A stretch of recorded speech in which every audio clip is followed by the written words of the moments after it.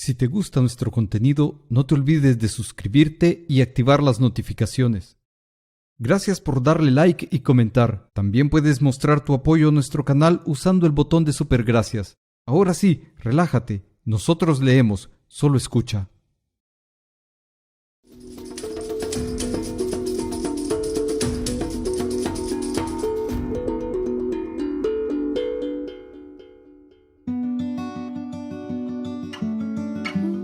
Capítulo 11. Todos aquellos años habían sido prósperos. Los campesinos costeños se daban el lujo de comer carne porque los cereales se habían cosechado abundantemente y alcanzado precios magníficos. Nada de carestía, y muchos aprovechaban la bonanza que como un don del cielo venía de cuando en cuando para proveerse de ropas, de su casita y hasta para casarse si a mano venía. O al menos, también si venía a mano, como casi siempre viene, para sacarse alguna muchacha del tranquilo hogar y meterle ligerito una a su pareja de cipotes. Hasta el pescado, que ya empezaba a escasear a causa del método salvaje del barbasco para pescarlo, aumentó enormemente en los últimos meses. Sin embargo, los ancianos, acumuladores de experiencia y de sabiduría, no tomaron esto como indicio de vida mejor, sino como un anuncio de tempestades y temporales en el mar y en la tierra. Los peces estaban abundantes, decían, porque venían huyendo del norte, donde había de seguro empezado ya los huracanes y las correntadas marinas. El invierno, en efecto, se presentaba amenazador. Casi todos los días se desataban las amarras del huracán y las lluvias torrenciales caían gruesas y tupidas. Ensordecían los truenos. Ni las cruces de ceniza que reverentemente se dibujaban todos los días en los patios al anunciarse el vendaval, ni los cachos que dejaban oír su triste lamento confundiéndose con la algazarra de la tempestad bastaban para contenerla. Varias veces tuvieron que levantar los maizales en plena floración porque la noche anterior habían sido tronchados y casi barridos por el vendaval. Durante el día, el sol permanecía oculto entre las nubes plomizas que volaban empujadas por los vientos del septentrión. Las noches eran negras, como inmenso crespón de luto. Solo de cuando en cuando, el ojo lejano de una estrella pispileaba como un grano de oro prendido entre las sombras. El chillido incisivo de los pájaros viajeros arañaba el silencio en el espacio. Los arcoíris, en loca orgía de colores, abrían caminos de seda en los abismos del cielo y se borraban y surgían sin cesar. Todos se hallaban inquietos. Los más timoratos abandonaban sus siembras, rumbeaban hacia las regiones altas o para los poblados del norte, previendo una catástrofe. A mediados de junio, la cosa empeoró. Aparecieron hormigueros por todas partes y palomillas en manchas espesas que se metían en los ojos, en los oídos y hasta entre las ropas de las gentes.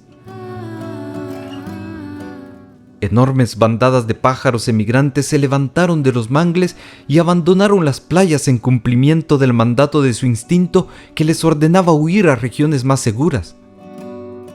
Todos los presagios eran pesimistas y esperaban que de un día a otro principiara a llover abundante e incesantemente. Una noche se oyeron claros, distintos y lejanos los bramidos de la barra. Parecían alaridos profundos salidos de la garganta de algún monstruo. A ratos eran tan fuertes que se sentía temblar ligeramente la tierra. Los pescadores regresaban asustados porque la agitación del mar era tremenda. Las lanchas no obedecían a la dirección de las picas y eran arrastradas por corrientes vigorosas que parecían venir de norte a sur. Hasta el estero había crecido, y tanto que las aguas habían cubierto las colonias de mangles jóvenes que tenían sus ramas sobre el agua medio tronchadas y aguachinosas. Todos aquellos signos fatídicos y que jamás mentían eran perfectamente conocidos de los indios costeños y lo bastante elocuentes para no esperar otra cosa que la destrucción de sus maizales, de sus ranchos y hasta algunos de los suyos.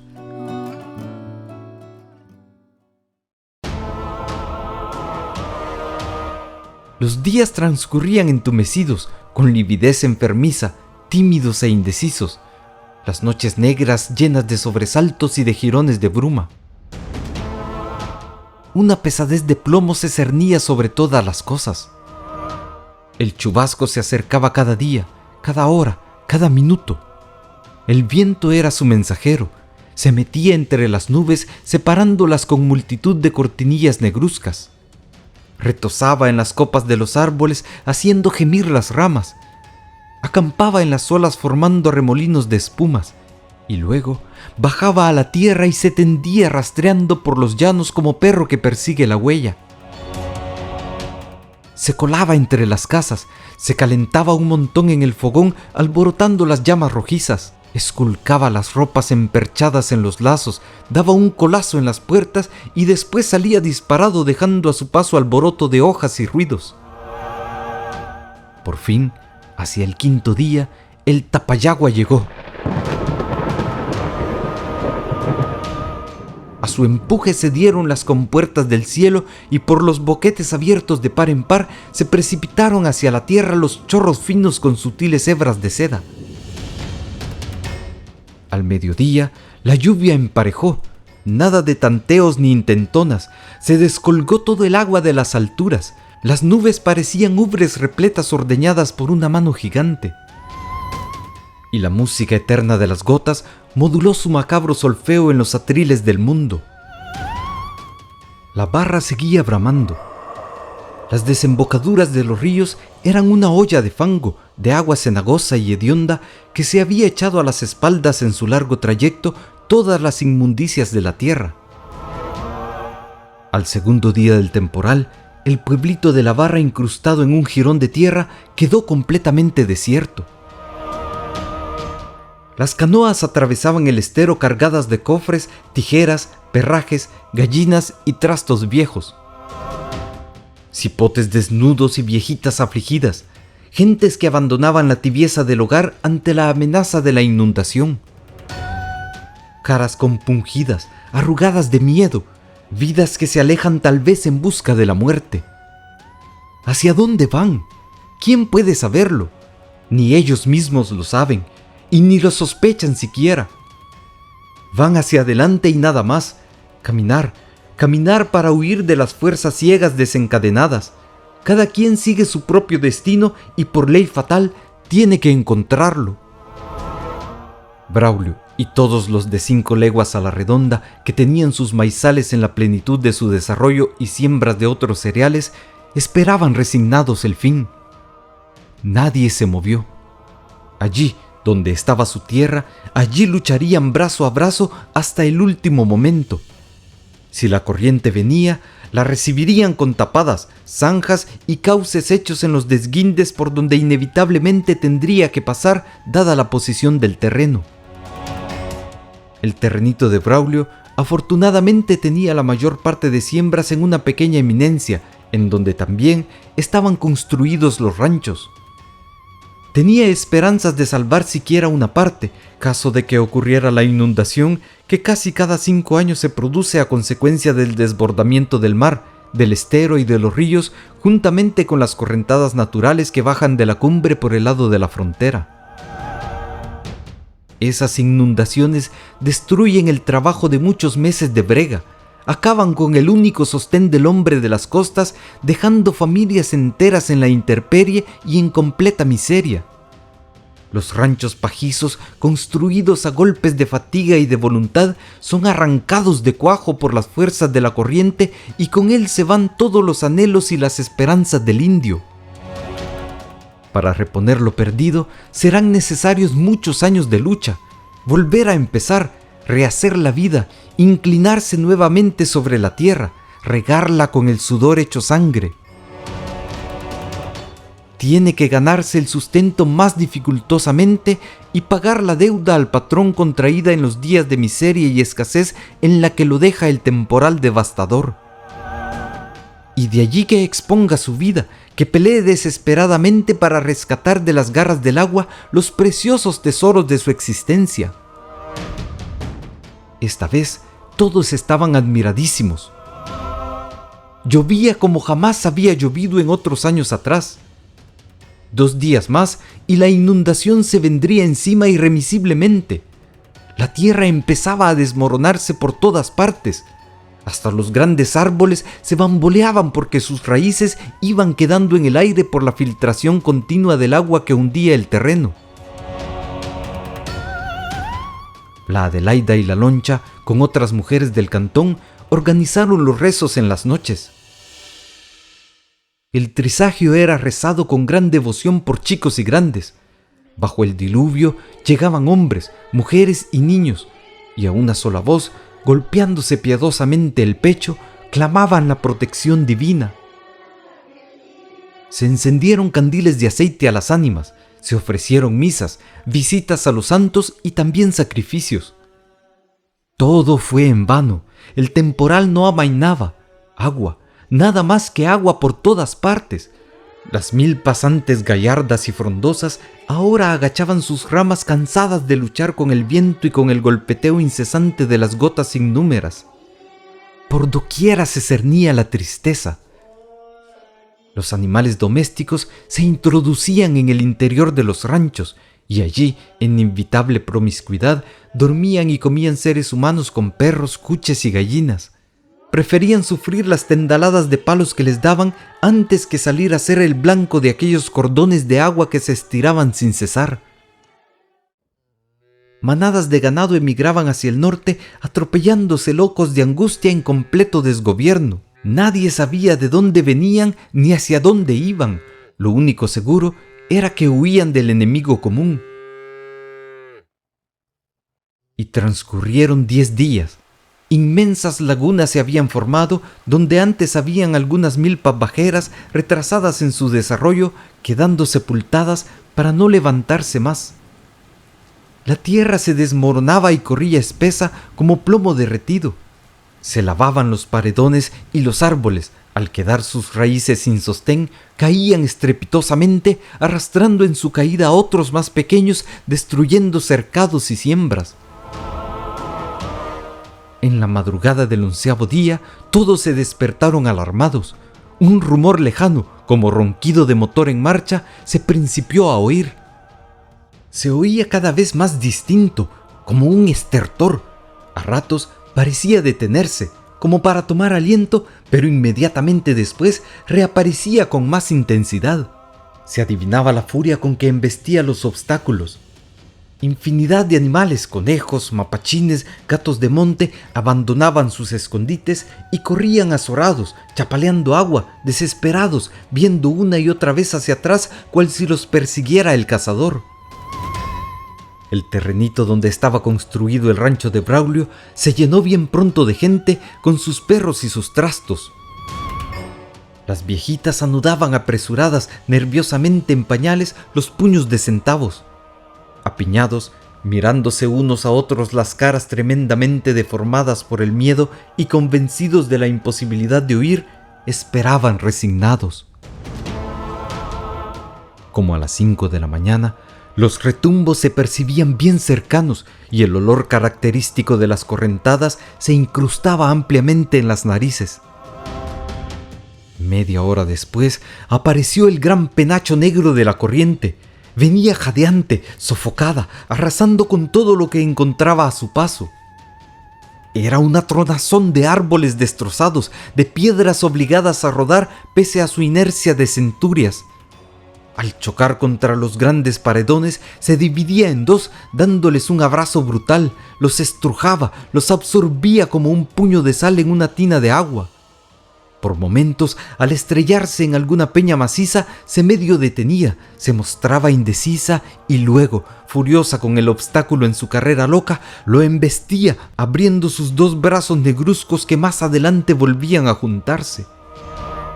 Ante la novelería de la madre, todas las demás corrientes pequeñas corrían a unírsele como chiquillos que, conducidos por otro más audaz, se confabulaban para perseguir a algún loco callejero.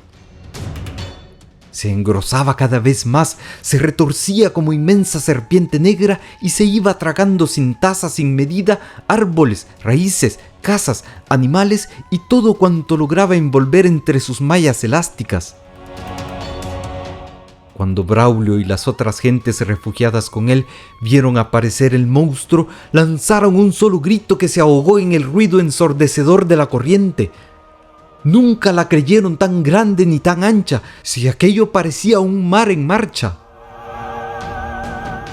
Al llegar a los cauces artificiales que ellos habían hecho como última esperanza de salvación, se precipitó en ellos violentamente, deseosa de colmarlos con un escupitajo nada más. Pero la pendiente, que allí era de muchos grados de inclinación, la obligó a encajonarse y a cambiar bruscamente hacia el oeste. Todos respiraron agarrados a aquella pasajera esperanza. Transcurrió media hora, que para ellos fue un siglo. El volumen de las aguas había disminuido un tanto. De repente, cuando la confianza iba entrando muy queda en los corazones de aquellos desdichados, la repunta, que no es otra cosa que la segunda embestida de la corriente, formada con otras que se quedaron rezagadas y no pudieron incorporarse al grueso de la columna, y que a veces es más peligrosa que la corriente madre, empujó violentamente a esta al alcanzarla, y con el choque rebalsaron los grandes zanjones, y una porción de agua subió rápida a la planicie para bajar enseguida con un nuevo botín. Fue algo así como una lamida o un aletazo. La gritería fue espantosa. Los refugiados corrían en todas direcciones en inútil esfuerzo de salvación. Se oyó crujir de huesos, de vigas y de trastos viejos, y chillidos estridentes de animales que infundían más pavor que los chillidos humanos. Cada uno vio como los suyos, su hijo, su madre, su mujer, iban como guiñapos sirviendo de juguete a la corriente. Vio la dolorosa fuga y no pudo hacer nada. Solo gritar y clamar a Dios y tratar de salvar su propia vida.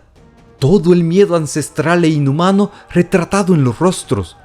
Brazos inertes a causa de la desesperación, manos que se levantaban por última vez en el centro del agua prieta que estrujaba y retuerce. Tal era el cuadro dantesco de aquella mañana fatal y en aquellos minutos de siglos que duró la barrida de la repunta.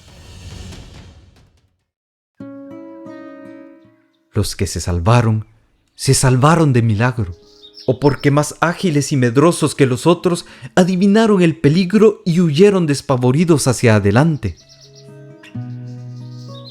En el grupo que quedó, cosa extraña, casi había solo mujeres. Entre ellas estaba la Loncha, con su hijo fuertemente apretado contra el pecho. Jaraguá lloraba a grito pelado porque una viga, al desprenderse del techo, le había casi deshecho un pie.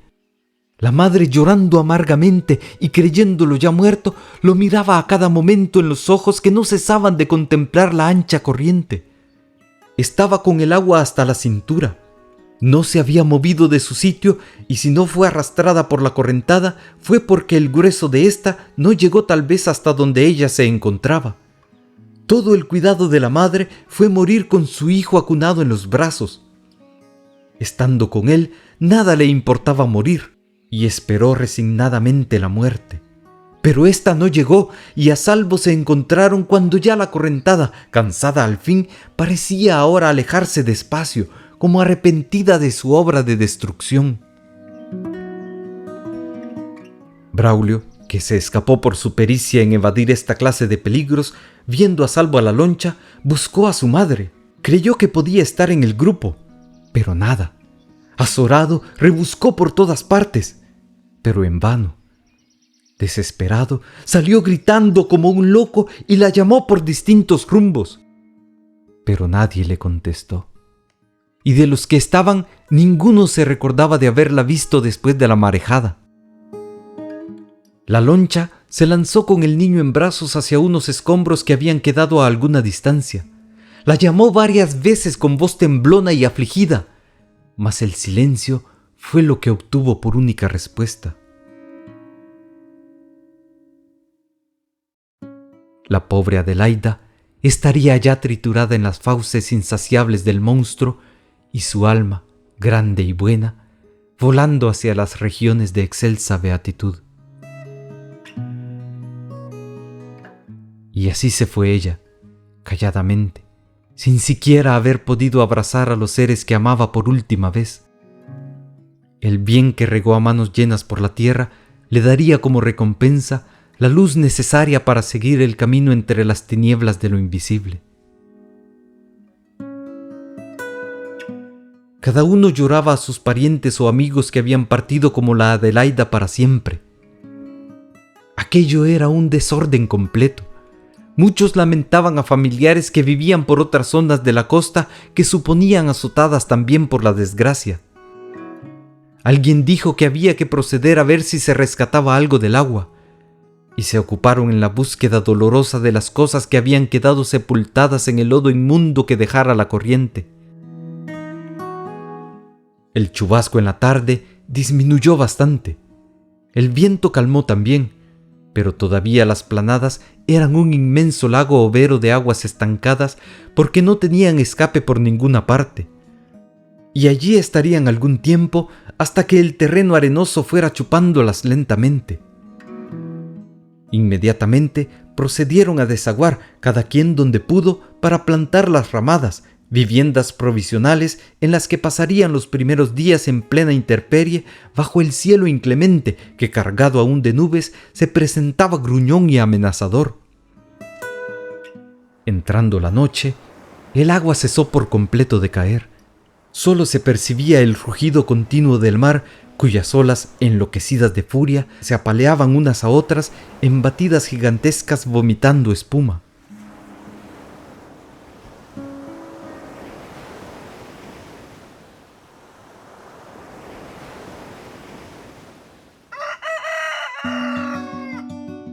Al día siguiente, un sol tímido y enfermizo asomó su cara pálida por la abertura del cielo.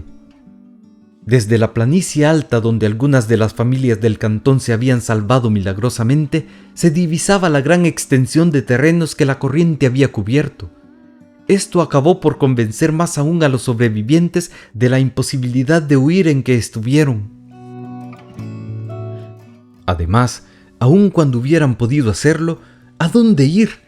Todo lo que poseían estaba allí, todo lo que amaban, sus esperanzas, sus anhelos, su vida entera estaban allí. Y a otra parte, solo podían ir a hambrear o a pedir limosna. Limosna que ninguno les daría seguramente, puesto que los verían en plena aptitud para el trabajo. Y los hijos numerosos, tiernos unos, tal vez de pecho, medianos otros, todos sin poder aún ganar el sustento por sí solos, ¿cómo los mantendrían? Allí al menos sabía cómo volver a empezar. Estaba la tierra amada que jamás traiciona y que da incansablemente sin pedir nada en cambio. No pedirían nada a nadie.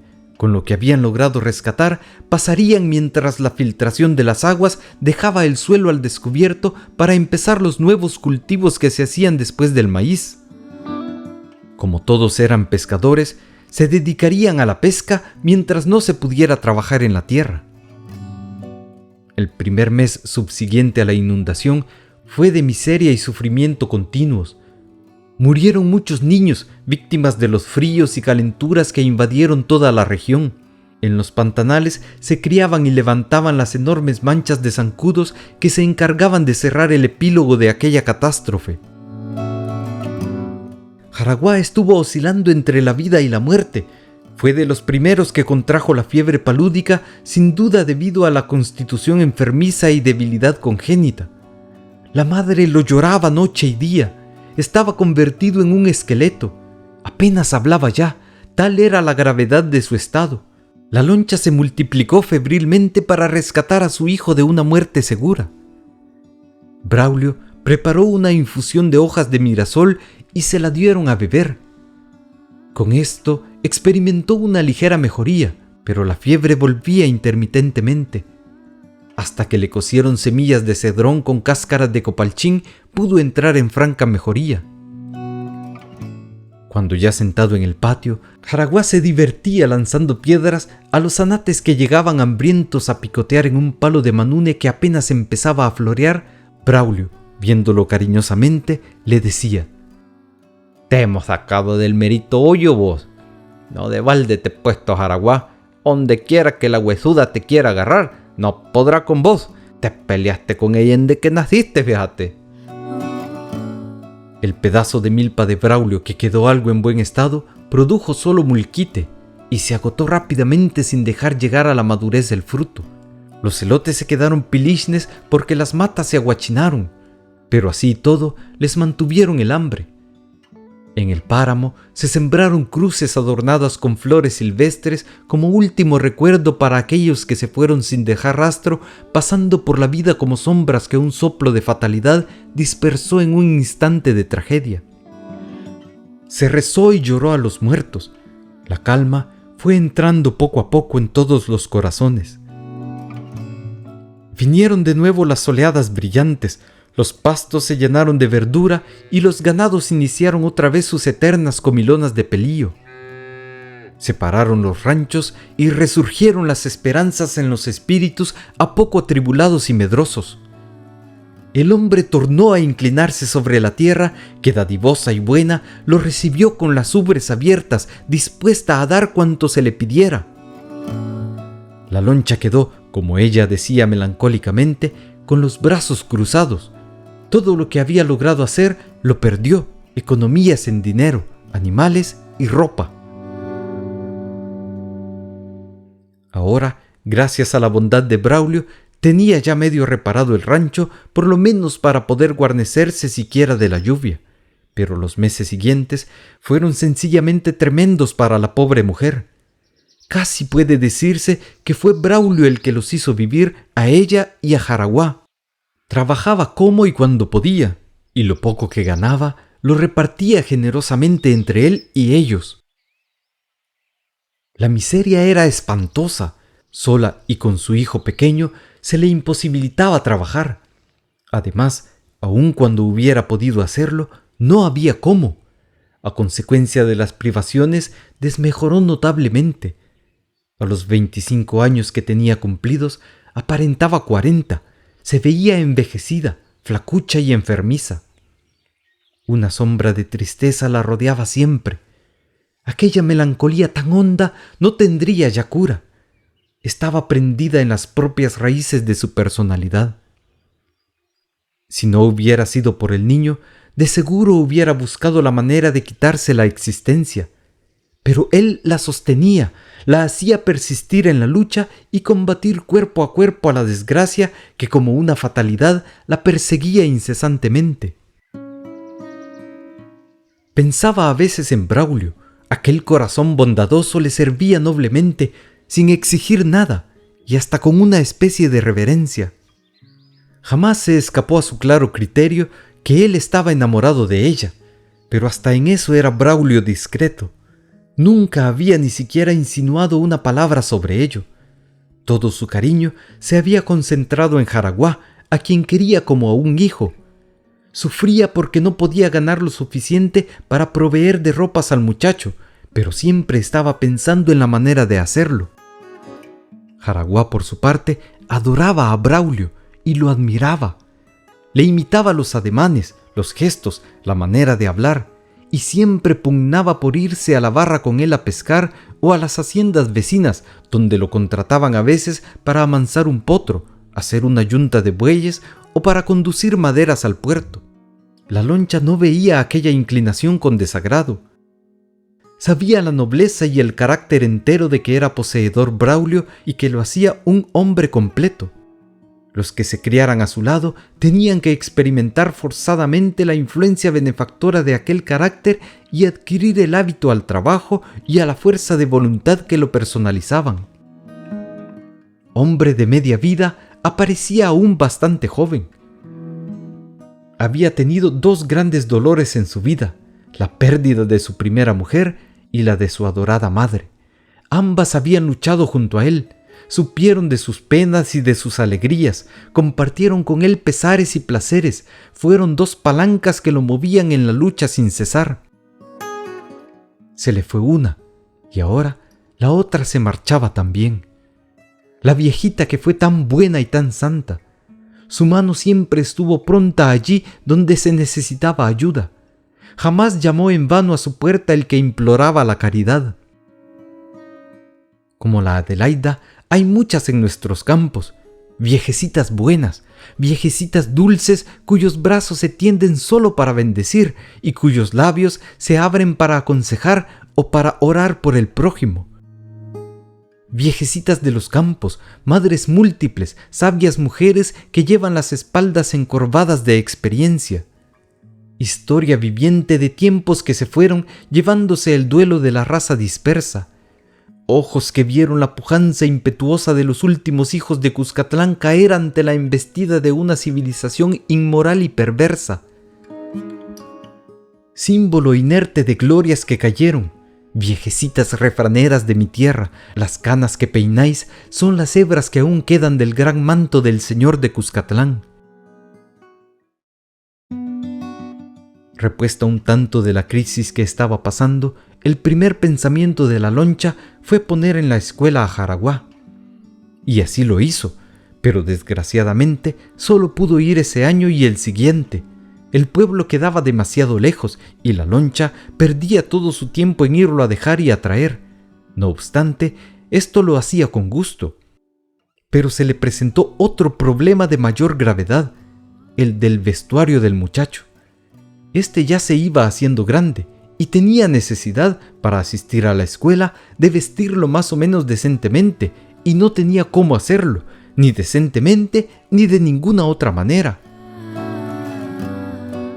Después de la catástrofe, cuando ya él se daba perfecta cuenta del valor del vestido, fue Braulio quien le hizo temblar primero el corazón de contento al regalarle un calzoncito nuevo y un cotón, en ocasión de que lo llevara de pesca al estero, a donde no podía ir desnudo porque le devoraban el cuerpo los mosquitos. El niño casi lloró de alegría, y cuando de regreso de la pesca de ese día se le presentó a la madre, ésta se asustó. Lo vio grande, gallardo y audaz, y lo abrazó entusiasmada, lanzando al mismo tiempo una mirada dulce de gratitud a Braulio, que le sonreía satisfecho. Jaraguá, con gran movimiento de brazos y piernas, le dijo: «Ahorita ya soy hombre, nana. Me tiene que dejar ir a trabajar con Braulio. Vos me llevás, ¿no, Braulio?» «Ah, sí, hombre Casio, yo te llevo. Pues sí, la loncha del consentimiento, ¿verdad?» En la escuela, Jaraguá aprendió a leer y a escribir con una facilidad admirable. El primero en su clase y el más cimarrón de todos sus compañeros. Raro fue el día que la loncha no recibió una reprimenda del maestro de escuela por las riñas continuas del muchacho con los demás niños de la escuela. «Es que su niño», le decía, «va a hacer una gran cosa. Tiene mucha inteligencia, pero su carácter rebelde y violento lo pierde. No puede soportar una broma de nadie. Muchas veces, cuando le he llamado la atención, lo he visto enterrar las uñas sobre la tabla de la banca como si fuera un tigre que quisiera saltar sobre su presa. Es necesario que usted lo aconseje y lo cuide mucho, y no deje de traerlo ni un día a la escuela para que se acostumbre al buen trato con las gentes». «Ay, pues sí, señor, perdónelo usted. Este muchacho me va a volver loca, fíjese. No quiere obedecerle a nadie. Y siempre está diciendo que al ser grande se va a ir lejos a rodar tierra como los hombres de los cuentos». «Pues cuídelo, porque es muy capaz de hacerlo. Tiene un espíritu extraño, mezcla de romántico y aventurero, de nobleza y de violencia. Posee una fuerza de voluntad tal que va a ser o un caudillo, o, bueno, se lo digo con confianza, o un criminal». El maestro de la escuela, contrariamente a lo que sucede entre los de su clase, que solo llegan a ganarse el dinero del sueldo sin tratar de formar al niño para prepararle el camino hacia la cúspide del hombre, era un buen observador. Si no tenía mucha cultura, al menos tenía magníficas intenciones y una comprensión ancha de lo que debe ser la escuela para esos pobres niños campesinos que apenas pueden aprender las primeras letras.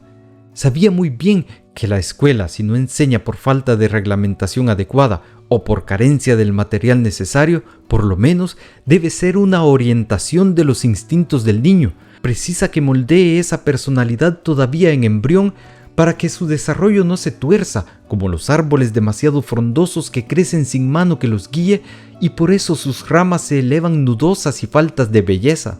Sabía que el maestro de verdad debe de poseer una dilatada visión psicológica, vale decir, una intuición tan perfecta y sutil que le permita meterse bien hondo en esos pequeños corazones que no por ser pequeños dejan de encerrar grandes misterios que al investigador toca desentrañar. Conocía por último que el maestro nace, no se hace, magister nascitur, como decían los antiguos romanos, y que si el Estado o los dirigentes del mismo creen que van a formar maestros como se forma un oficiante cualquiera o un profesional o lo que sea, están en un error lamentable y de trascendentales consecuencias sociales. De esa fábrica saldrán maestros de texto, maestros artificiales, tal vez con mucha ciencia en la cabeza, con toda la ciencia si se quiere, si ello fuera posible, pero eso no los capacitará jamás para ser educadores y modeladores de la niñez. Y un maestro ignorante de cualquier pueblucho retirado hará con sus niños mucho más que alguno atiborrado de sabiduría e inflado de filosofía con los suyos. Por otra parte, el maestro aquel demostraba su capacidad de tal hasta en los detalles más mínimos. El saloncito que servía para alojamiento de la escuela estaba siempre blanco y limpio, el techo sin telarañas, el suelo, y al decir suelo, debe entenderse en su significación natural y corriente, es decir, tierra, lo mantenía limpio como un vestido nuevo. Por ninguna parte se descubría una brizna siquiera, ni menos polvo, ni en la más mínima cantidad. En las paredes había colocado cuadros llamativos, con paisajes del campo pintados por él mismo ante los niños, con animales domésticos en variedad de colores. ¿No estaba allí aquella gallina pintada con su manada de pollitos tan exactamente reproducidos que casi se dijera que se les oía piar? ¿Y aquel gallo jirón sobre una canoa llena de agua lanzando al viento su clarinada de guerra? ¿Y aquella vaca blanca, tan blanca como la leche que parecía gotear de sus tetas? ¿Y qué decir de ese perro aguacatero de color negro intenso con un lunar blanco en la frente escarbando en una cueva para sacar un cuzuco? Las bancas limpitas, bien dispuestas y mandadas a hacer por él mismo, con pequeñas contribuciones de los niños acumuladas durante varios meses y aún años, porque el Estado no se ocupa de aquellas escuelas y de aquellos niños tan lejanos y tan pobres. Afuera, el huerto sembrado por él y sus niños, frutas sabrosas, hojas medicinales y flores, muchas flores. Atrás, adelante, a los lados, en el centro, flores por doquiera y amontonadas. Así, aquel maestro, sin cultura, pasaba sembrando flores y cosechando almas. Sus niños encontraban en la escuela alegría, juegos, entusiasmo, vida plena. ¡Qué diferencia con un rancho sucio y lleno de estercolera de gallinas y de cerdos, atascado de polvo, donde las zulas, de las que se forman las niguas, pululan por doquiera y se meten en los oídos! Mejor es permanecer en la escuela hasta los días domingos para ir con el maestro al baño matinal y regresar aseaditos y olorosos a jabón de cuche y a trapo limpio. Ojalá se pudiera vivir eternamente en la escuela y hacer de ella un hogar.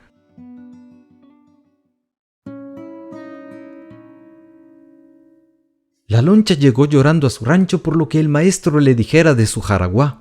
Sin embargo, de que no le había dicho nada nuevo porque ella ya lo sabía. Su instinto de madre había sondeado bien a aquel hijo y estaba segura de que iba a ser diferente de los demás.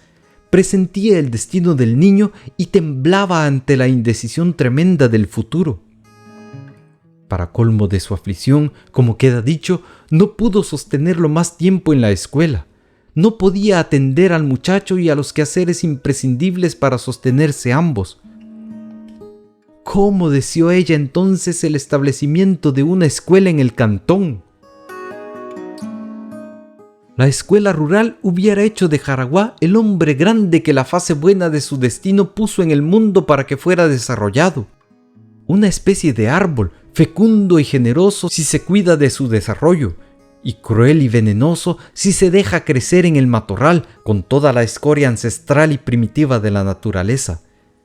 Y así como él, tantos otros permanecen en la oscuridad porque la claridad no llega hasta ellos. Son barro tosco y deforme porque el artista no extiende la limosna de sus manos para modelarlos.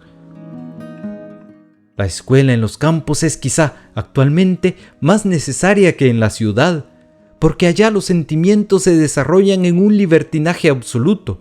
Ni siquiera existe el freno del ambiente moral, es decir, de respeto a la ley que se tiene en la ciudad. Allá las pasiones se desencadenan y se tienden por todos los caminos de la vida psíquica, sin cauces, sin guías, sin fronteras. La levadura que pudo convertirse en hostia de caridad y de sabiduría se corrompe y se trueca en pan de maldición y discordia. Son almas sin luz que pululan por la noche eterna del mundo en extravío inconsciente por todas las encrucijadas del ser, como aves que cruzan en aleteo loco una selva dormida tropezándose en los troncos de los árboles y enredándose en las zarzas. Almas que solo conocen el lenguaje antiquísimo de la tierra, que solo saben de la entereza salvaje de los troncos y de la rebeldía del viento que juguetea canturreando en los maizales, de la fuerza del potro que en busca de la yegua llena de clarines sonoros el anfiteatro gigante de los llanos. Almas, en fin, que son como nacieron, o para bien o para mal, porque nadie se ocupó de tallarlas y porque la cultura y la moral no llenaron el vacío que sí se ocuparon de llenar el crimen, el vicio y las pasiones abismales. La escuela rural vendría a rescatar, como ya lo está haciendo en algunos sectores de nuestro país, muchos valores hombres que naufragan faltos de brújula y de timón. Y de allí tal vez saldrán los dirigentes, los sabios o los santos.